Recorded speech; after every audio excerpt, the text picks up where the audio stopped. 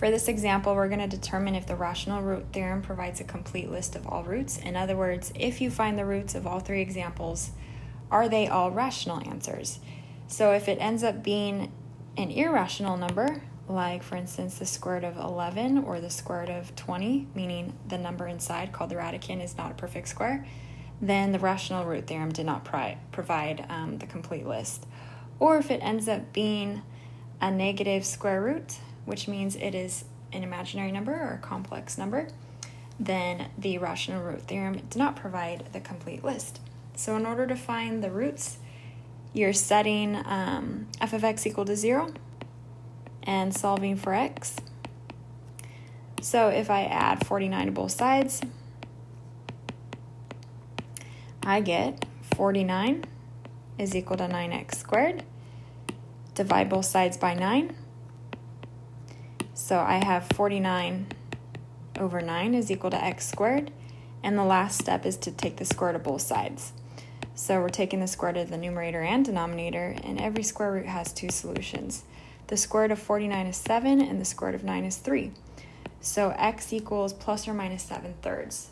7/3 is a rational number, it's just a fraction. So answer to the first one is yes, the rational root theorem would have given plus or minus 7/3. Now taking a look at the second one, let's set that equal to 0 and solve for x.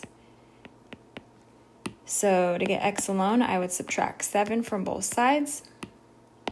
So I get negative 7 is equal to 3x squared. Divide both sides by 3.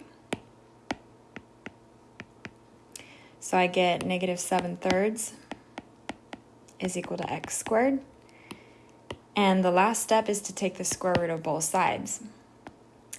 So I have a negative root. When I have a negative root, that means I have imaginary solutions. So it's plus or minus I the square root of 7/3. So if I try to use the rational root theorem, I would not get plus or minus I square root of 7/3. So no, the rational root theorem wouldn't have given me the roots. For the last one, let's set it equal to 0 and solve for x. So add 8 to both sides. So I get 8 is equal to x squared. One last step, take the square root of both sides. So x equals plus or minus the square root of 8, which is the same thing as 2 root 2 if you simplify the square root of 8.